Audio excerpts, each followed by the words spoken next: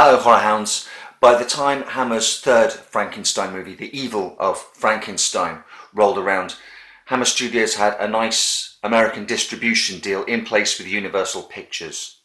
So the spectre of potential litigation had all but been exorcised, and they felt free to plunder the treasure trove of Universal's back catalogue. So with the wealth of James Whale's first two movies at their fingertips, why not take elements from Son of Frankenstein and Frankenstein Meets the Wolfman?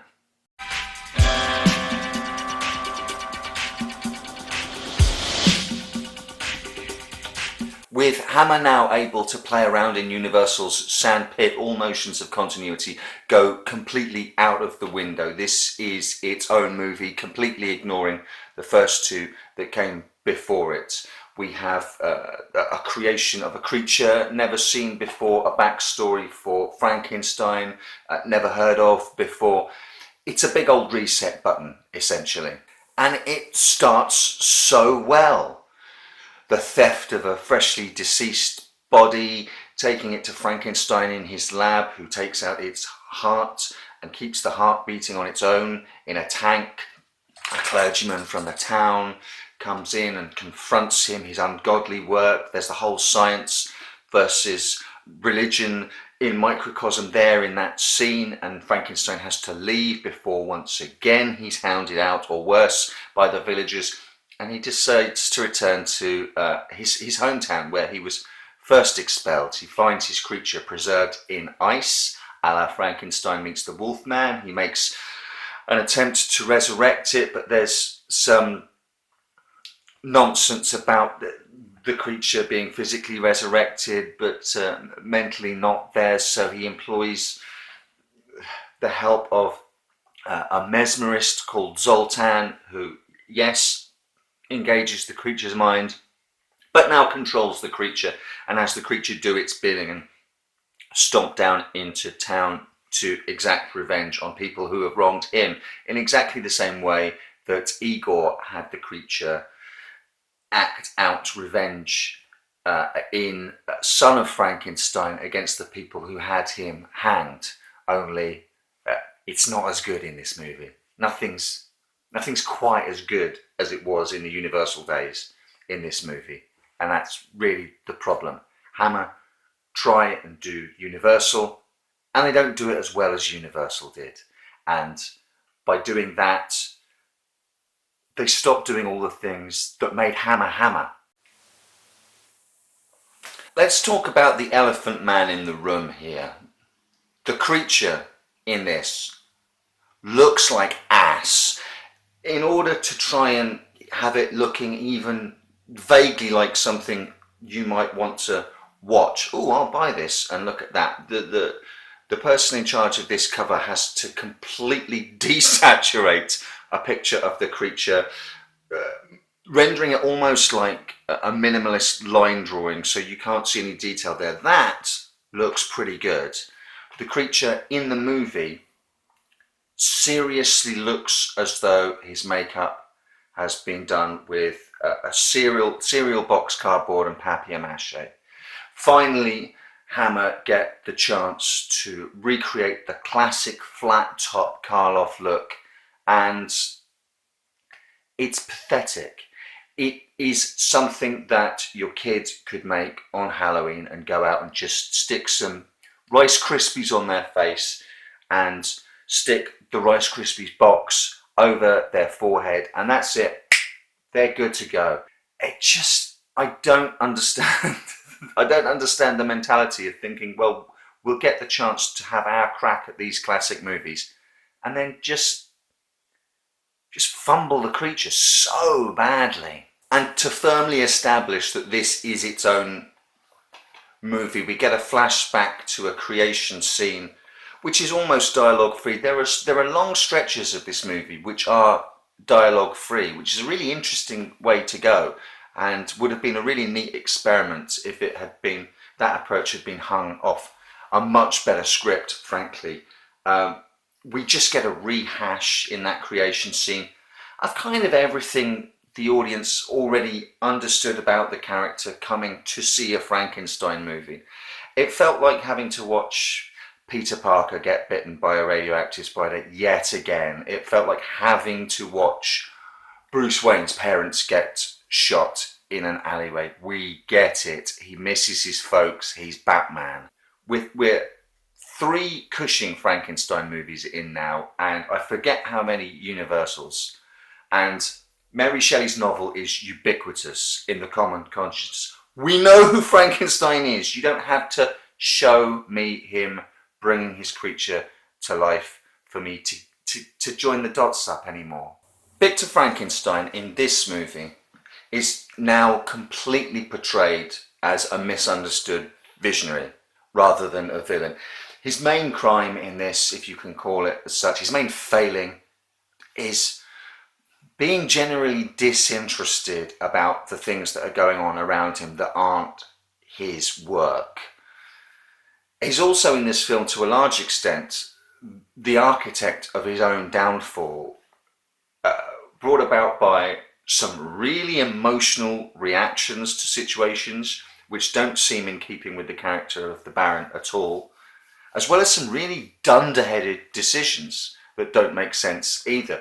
When he has to do a midnight flit at the start of the movie, the decision to return to the town that originally banished him for his experiments, because, 10 years have passed, they'll have forgotten about that, seems ridiculous. And then to go into town and have a meal in the local hostelry because no one will pay attention to them because there's a carnival on, so there's lots of people around, is really skating on thin ice.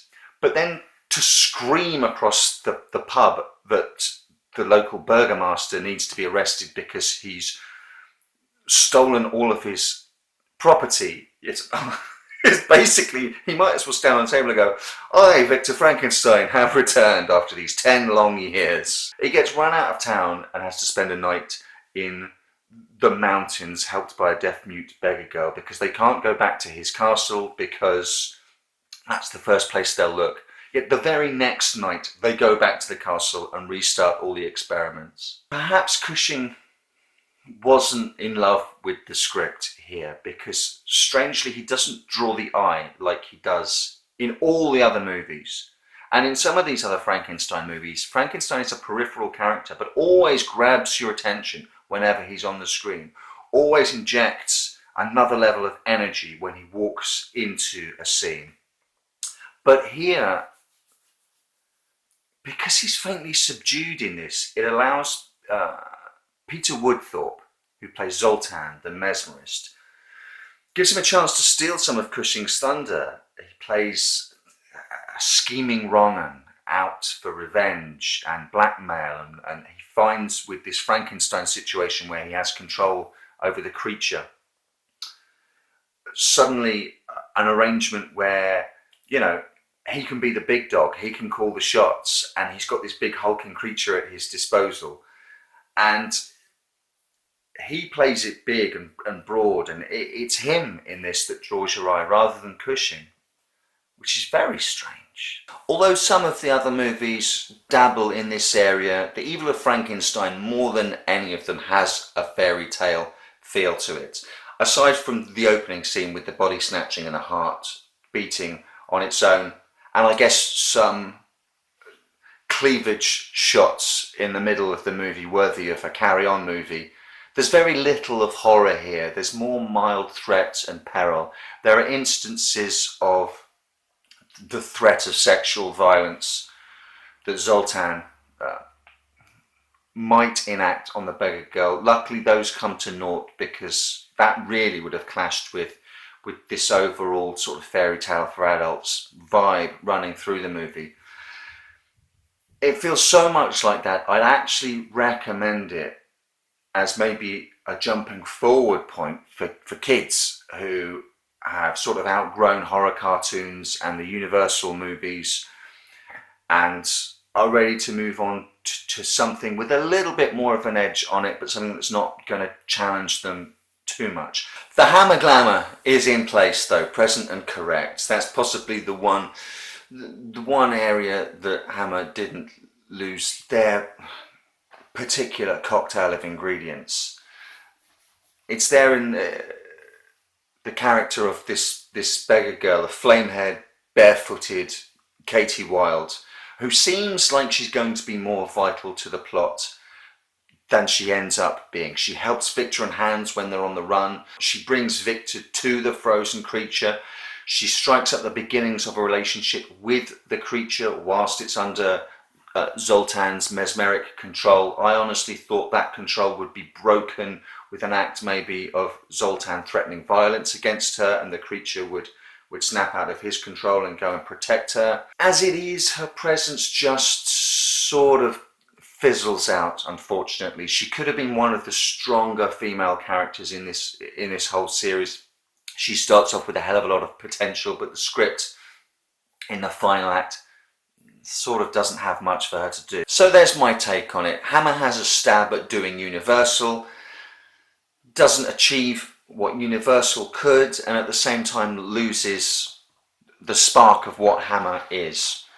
But my opinion is but one of a number of eyeballs floating in a jar of fluid by Victor's bedside table, and I like to, at the end of these videos, bring you alternate views. I take them from Internet Movie Database user reviews, and for all of these Frankenstein movies we will be using channel favourite Jacob John Taylor 1, JJT1, and I'll finish off with his thoughts on the Evil of Frankenstein. This is a sequel to The Revenge of Frankenstein. It is very scary. It has a great storyline. It also has great acting. It also has great special effects. Dr. Frankenstein finds out the monster is still alive. If this movie does not scare you, then one movie will. The Cures of Frankenstein is a little better. It is very intense. Lady Frankenstein is also a little better, but still, this is a very good movie. It is a true horror classic. I need more lines and I'm running out of things to say. Very scary, very scary, very scary. This movie is a must-see. Very scary, very scary, very scary, very scary, very scary, very scary. See it, see it, see it, see it. Hammer, hammer, hammer, hammer. How many times can I say hammer? It sounds weird when you keep saying it. Hammer, hammer, hammer, hammer.